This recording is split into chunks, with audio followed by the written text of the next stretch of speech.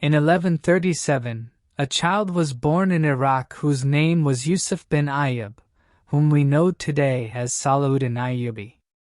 His father's name was Najmuddin Ayyub, who the military leader of the Jangud dynasty at that time.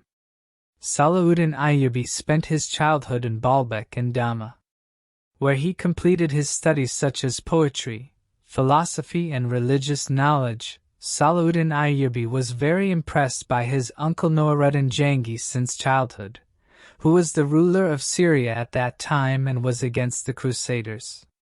Nuruddin Jangi wanted to unite entire Muslim Ummah. At that time, the Fatima Caliphate was ruling Egypt, which were Shia Muslims and had been ruling since the 10th century. But their rule was becoming weak due to some internal matters, and during this time, the Crusaders invaded Palestine and Syria.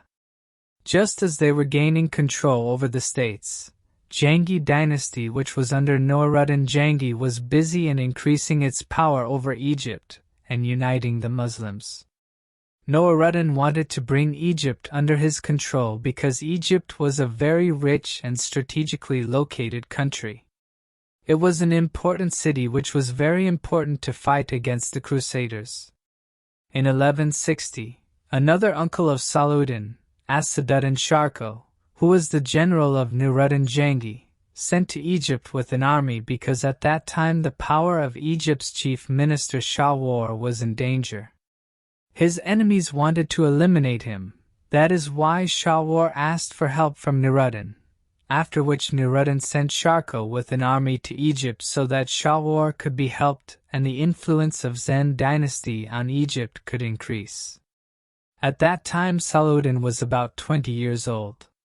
When he was a year old, Salahuddin joined this army with his uncle Shirk and he became the commander of army. This was the first war of Salahuddin Ayub's life from which he learned politics.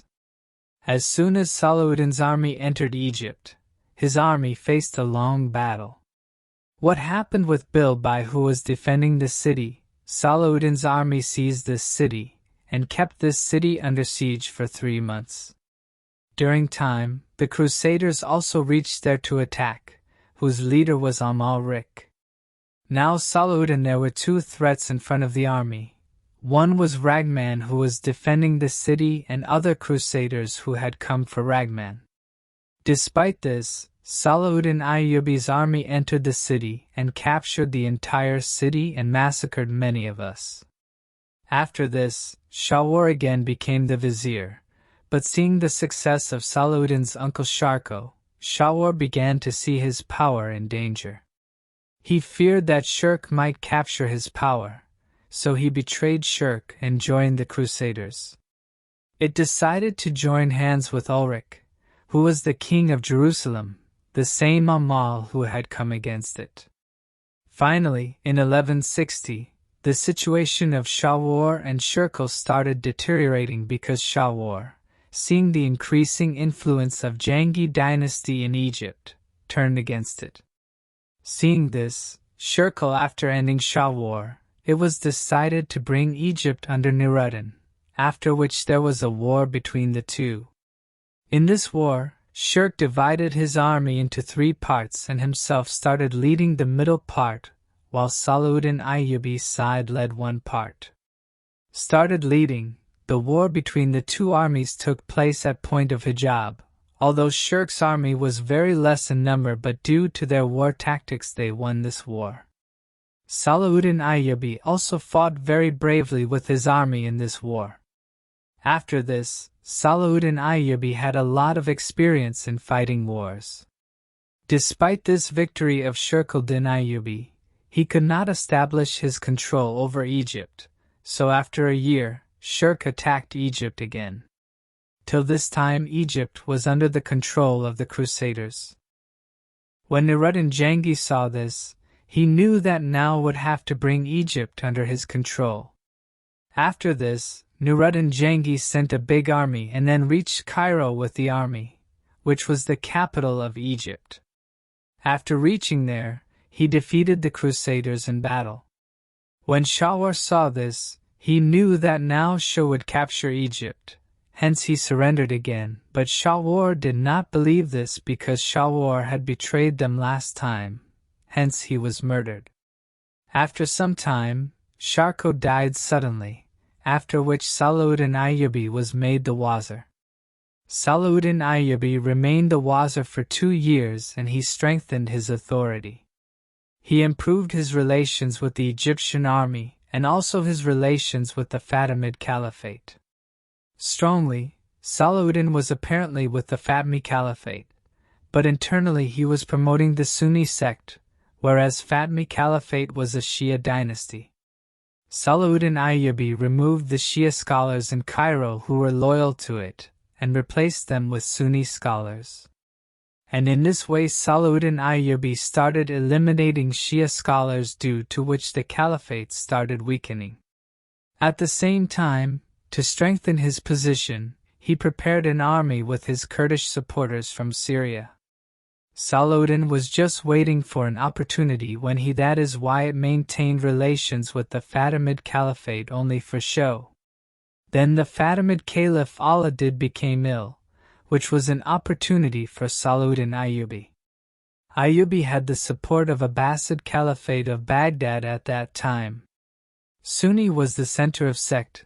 Then Salahuddin Ayubi gave his last blow when Fatimid Caliph Al-Hadid was fighting death on the bed. Meanwhile, Salahuddin Ayubi took the name of Caliph in Friday music, khutbah, which marked the official end of the Fatimid Caliphate. Caliph Al-Hadi could not do anything against Salahuddin Ayubi. Anyway, Salahuddin Ayubi had done all this with great planning. He had established his control over the entire Egyptian army and politics. He removed Fatimid officials and replaced them with his own people. In this way, the Fatimid Caliphate came to an end, which was ruling for the last 200 years. Due to this, the position of Salahuddin Ayubi became stronger, and thus he left Shia Islam in Egypt and started promoting Sunni Islam. After 3 years, Nuruddin Jangi, after the death of Nuruddin Jangi, his son Ismail became successor, which proved to be a turning point for Salahuddin Ayub. After the death of Nuruddin, Syria fell into pieces. It got divided because everyone wanted to gain power. Salahuddin, who had become a powerful ruler of Egypt, started calling himself the successor of Nuruddin Jangi. Due to this, Salahuddin Ayubi reached Damak in 1174 to take the city under his control. Salahuddin Ayubi made deals with Dama and other Syrian cities and annexed them. Seeing the growing power of Salahuddin Ayubi, many people wanted to join hands with him, but the biggest challenge for Salahuddin Ayubi was to capture the city of Aleppo because this was a very important city at that time. Salahuddin Ayubi first tried to bring this city under his control through negotiations. He was very expert in negotiations, but it did not work out. Then Salahuddin Ayubi reached Aleppo with his army, and Salahuddin Ayubi had seized this city. He had a powerful army, but it was not easy to attack this city because its defense was very strong. Salahuddin Ayubi had kept this city under siege for many days so that these people would lay down their arms during this time. It again tried to negotiate and asked Ismail to make a deal with it so that they could together destroy the Crusaders. In 1184, Ismail realized that he could not fight with Majid Salahuddin Ayubi, so he made a deal with Salahuddin Ayubi. Salahuddin Ayubi, a powerful Muslim leader, expanded his rule across cities like Aleppo, Egypt, and Damascus. Amidst growing tensions, he faced resistance from Imamuddin Jangi, who ultimately surrendered power to Salahuddin, fearing his influence. However, when Maysal opposed his expansion, Salahuddin sent his army, but a strong Muslim faction allied against him, stalling his advance. Eventually, they recognized that unity was crucial to counter the Crusaders' growing threat, leading to an alliance and another victory for Salahuddin.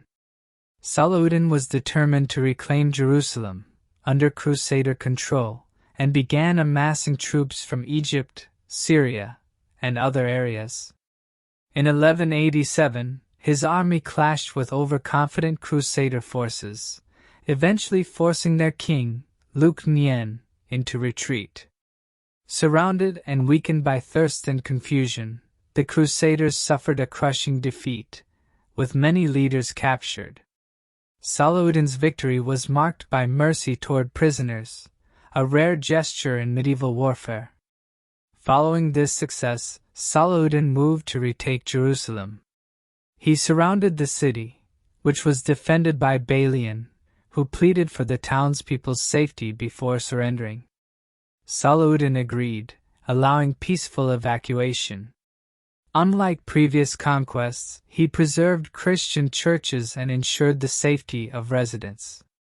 This triumph sent shockwaves through Europe, as Jerusalem had been under Christian control for 90 years. In response, the Pope called for a new crusade. King Richard and Philip led a massive force, capturing Cyprus and then besieging the Muslim-held city of Acre. The siege dragged on for 2 years, with both sides weakened by disease and hunger. Reinforcements eventually tipped the balance for the Crusaders, who seized Acre and retaliated by killing thousands of Muslim prisoners, a brutal message to Salahuddin. Despite setbacks, Salahuddin's forces continued to defend their lands. The Crusaders advanced to Jaffa, close to Jerusalem. Salahuddin launched counterattacks, but Richard's strategies led to a Crusader victory in the Battle of Arsuf. Though the Crusaders pushed toward Jerusalem, Richard eventually opted to negotiate, knowing supplies were low and fearing Salahuddin's defensive advantage. Jerusalem remained under Muslim control, though briefly, as Salahuddin passed away in 1193, marking the end of a legendary leader who shaped history with his courage, strategic brilliance, and mercy.